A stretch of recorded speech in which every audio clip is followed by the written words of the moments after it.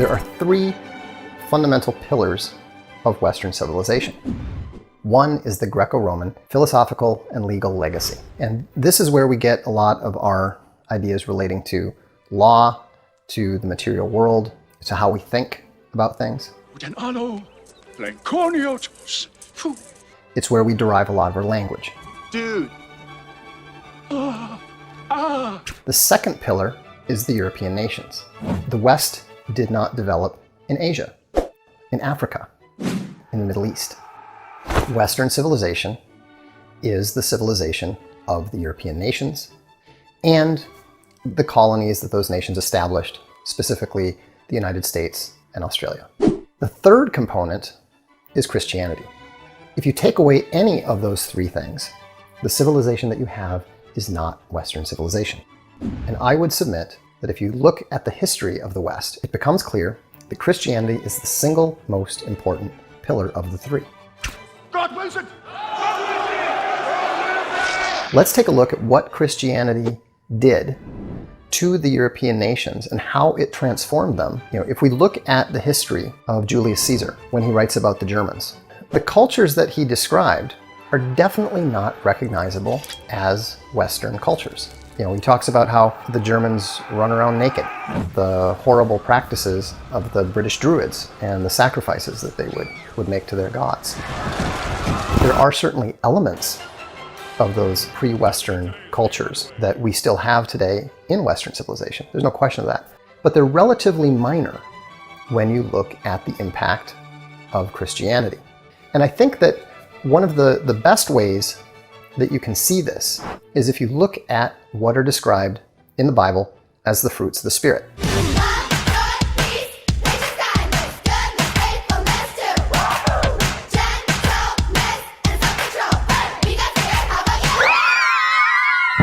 I don't know if you've paid a lot of attention to the way that the Celtic tribes lived, the Gauls, or the British. But if you do take a look at it, you will see none of those virtues were exhibited on a societal basis by any of those peoples. When you look at everything, from the idea that children have special value and should be protected. If it'd been small or puny, or sickly or misshapen, he would have been discarded. When you look at something as fundamentally basic as romantic love, these are things that did not exist in the same manner that we think of them in pre-Christian societies. And it's easy to see. I mean, this may sound ridiculous, but even something as basic as the idea that a woman can be raped is something that no other society actually morally condemns. To the extent that any society morally condemns it, it is on the basis of the Western influence on that culture. It doesn't matter whether you look at Buddhism, the laws of Hammurabi, Japanese society, Chinese society, Arab society. In all of those societies, the offense that was committed was not a moral one against the person or the individual integrity of the woman. It was a property crime. And the laws of those societies and those religions and those philosophies reflect that. I mean, again, I understand that this is probably a very foreign concept to you, but I assure you, look into it. If you doubt me, look into it.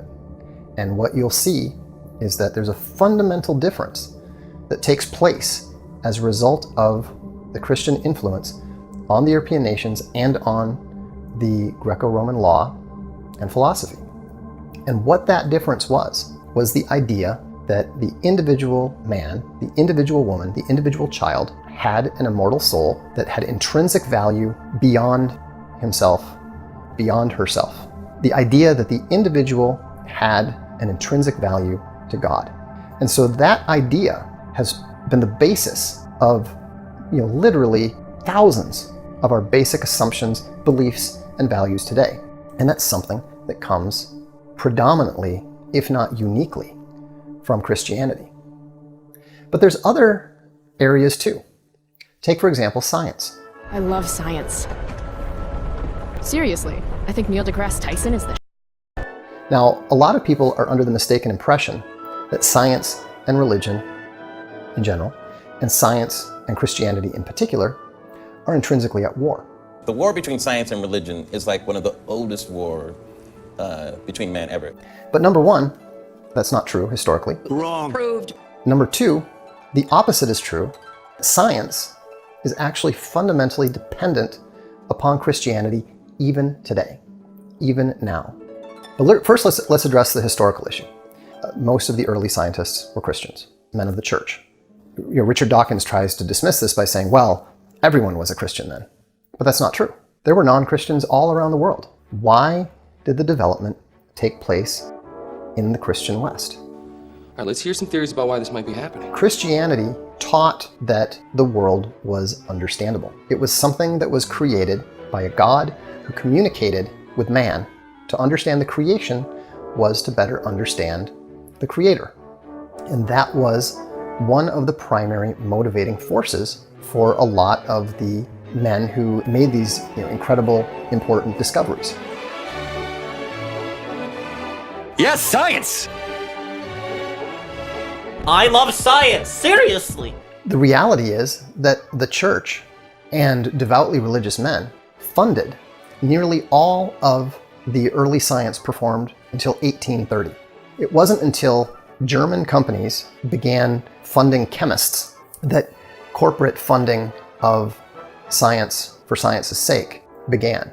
The important thing to keep in mind is that the French philosophers of the Enlightenment who created this idea that science was naturally antithetical to religion weren't actually necessarily intending to attack Christianity. They were opposed politically to the Catholic Church. Now, many of them were atheists. Some of them obviously did have their issues with Christianity per se. But the idea that being a Christian would somehow make it difficult for you to perform duties as a scientist, as people like Sam Harris try to insist today, would have struck them as nonsensical. I don't think that even Diderot, much less Voltaire, would ever have accepted that idea for a second. But now let's go to the more controversial thing that I just asserted. The idea that modern science depends on Christianity. In general, we look for new law by the following process. First, we guess it. Then we well, don't laugh, that's really true. A lot of people believe that science is a method of telling the truth. If it disagrees with experiment, it's wrong. But it's not. That's a fundamental category error. Is math related to science? Science is just a method. It is not a truth-telling device. A new study suggests hugging your dog is bad for your dog. Science is intrinsically and fundamentally dependent upon the honesty and the integrity of the scientist. And right now, whether you realize it or not, science is in a major crisis. And the reason is that scientists have ceased to make use of their own famous scientific method. It's what's called the reproducibility crisis. So you just have all of these exploratory studies out there that are taken as fact, that this is a scientific fact that's never actually been confirmed. People who are actually going back and taking the trouble to try to reproduce the results that scientists are reporting as quote-unquote scientific fact are not able to reproduce it. In fact, the majority of the time, the results that are claimed in these peer-reviewed, professionally published papers in reputable journals are false. They cannot reproduce more than 50% of the published science that is tested. And this is the good stuff. And it gets worse. Nature did a poll in 2016. They surveyed 1,500 scientists. They found out that 70% of them were unable to reproduce experiments that other scientists had published. But even worse, 50% of them couldn't reproduce successfully their own experiments. It doesn't make a difference how beautiful your guess is, it doesn't make a difference how smart you are, who made the guess, or what his name is. If it disagrees with experiment, it's wrong. That's all there is to it. So the idea that you're going to be able to rely upon a method that most of the time is inaccurate and false is ludicrous.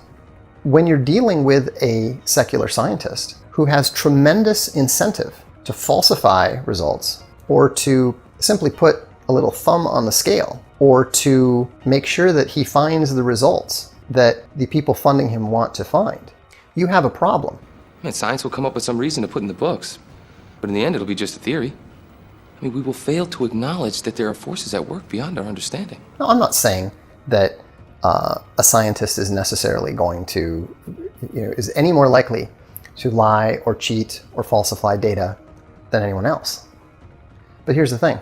When you do not have a religious incentive to tell the truth, and you have a tremendous financial incentive to not tell the truth, can we really be surprised when these professional scientists find a way to fudge things just a little bit to make sure the results come out the way that gets them published, that gets them paid?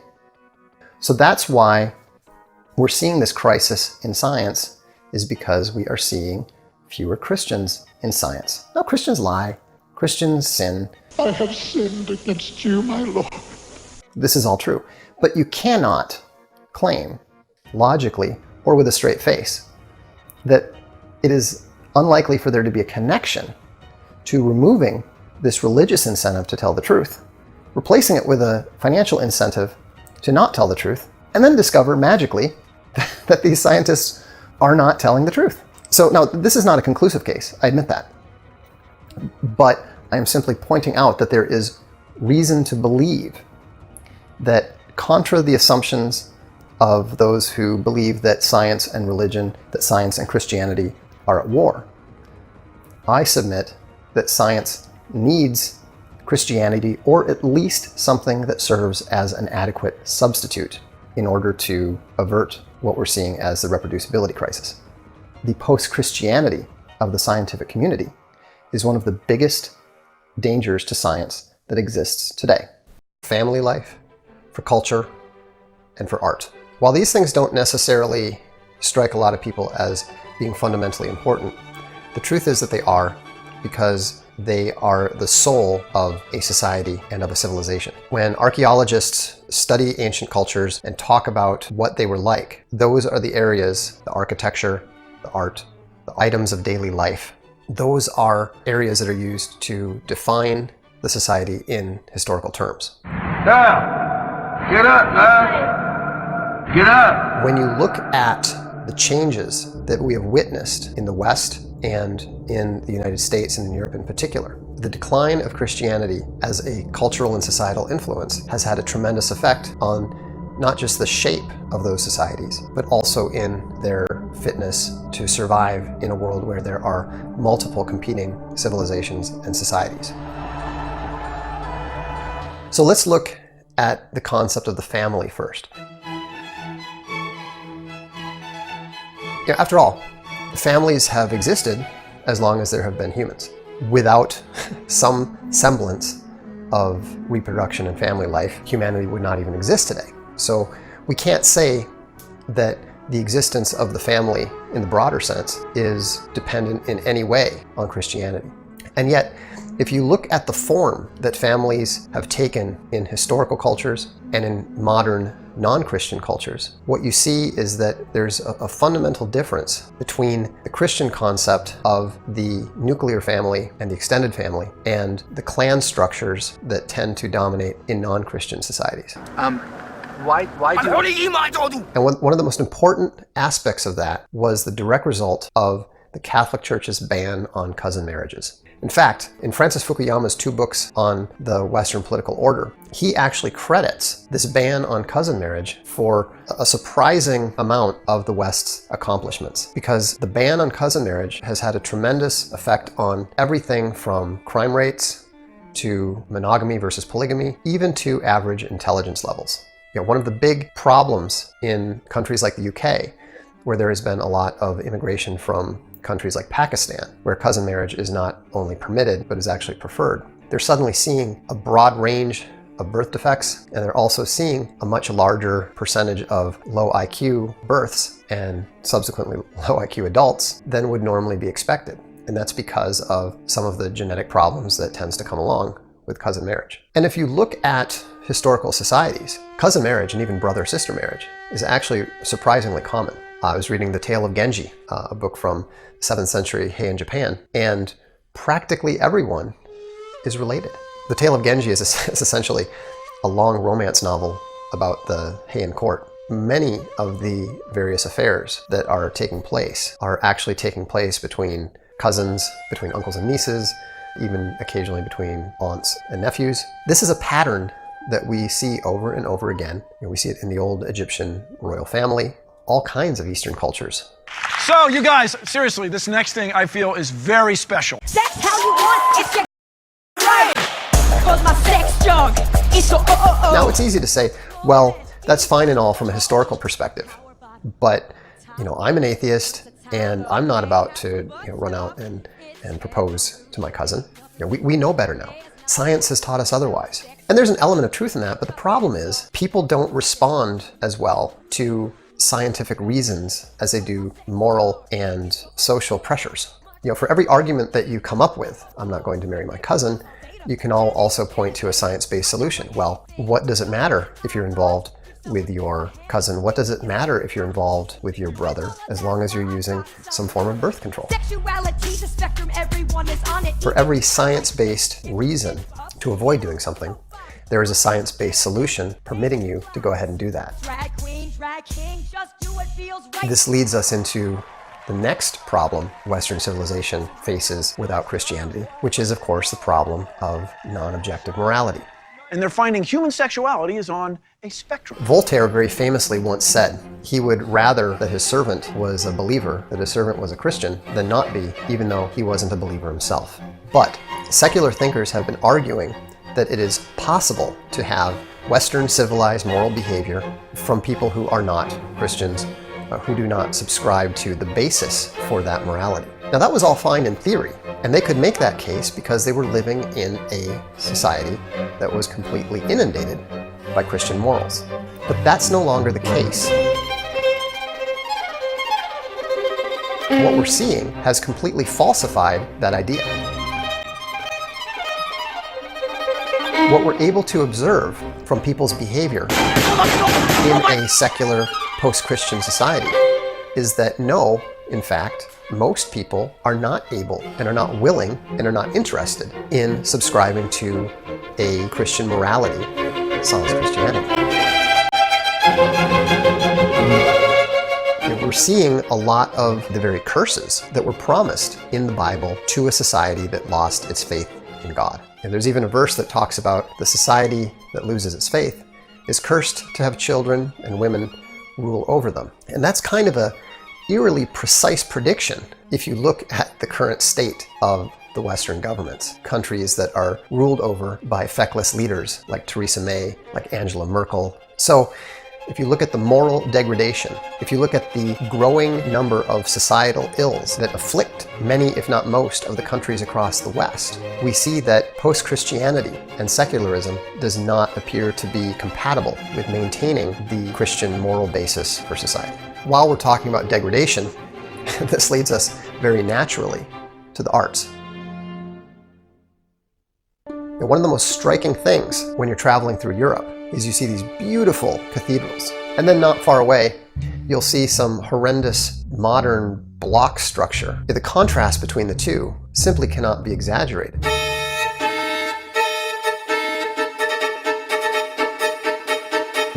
If you look at the comparison of the splattered paint, or worse, the splattered menstrual blood of one of these modern artists, and then you compare it to the painters of the past, you compare it to a Caravaggio, you compare it to any of the great Renaissance or Enlightenment painters, it's enough to cause you to become depressed. And in the case of music, it may be even worse. When you compare the intricate melodies of a Mozart or even of a Vivaldi to the grunting and thumping of modern rap, and the auto-tune singers who can't even sing in tune without the help of technological assistance. The comparison is simply grotesque and does not favor the modern age in any way, shape, or form. And that's not an accident. Christianity repeatedly points to the good, to the beautiful, and the true. When you no longer have the belief to pursue that, when you are no longer seeking to praise God through your creative works, what does that leave? We see what it leaves. And what it leaves is ugliness, depravity, the utter degradation of the soul. This is a process that multiplies itself, it snowballs, it gains force because as the younger generations grow up, they don't know any better. They have no ability to appreciate beautiful art because they're used to looking at ugliness. They have no taste for beauty because they have been taught to see beauty in ugliness. They've been taught to love evil. Possibly the most important aspect of Christianity, the thing that Western civilization requires most from Christianity, is the combination of hope and longer time preferences that Christianity necessarily entails. Because if you're a Christian, then you intrinsically accept that this is not all there is, that there is something beyond the present moment that matters to you. And that ability to look beyond the present moment is possibly the most important aspect of Christianity with regards to Western civilization. Western civilization fundamentally depends upon men planting the acorns, planting the seeds for the trees under whose shade they will never sit. When you look at the cultural heritage of the West, it was provided to us by men who were not thinking of themselves, who were not thinking of their generation, but they were thinking of the future. They were thinking of a future that they were not going to see in their material lives. And yet they valued it because, as Christians, they were accustomed to the idea of working for something beyond themselves. And that is entirely antithetical to the modern idea of this is all you got, this is the only time you have, make the most of it now while you've got it.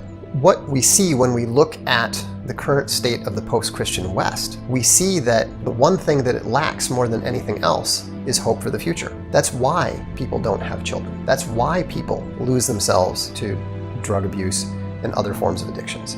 The key to civilization, more than anything else, is longer time preferences. There is no better way of instilling longer time preferences than a belief in eternity and a belief that your actions today will be judged at some point in the future. For all of these reasons, family, culture, art, time preferences, Christianity is fundamentally vital to Western civilization. I'm not saying that modern Christianity does not have serious problems. It has been attacked unmercifully from within and without.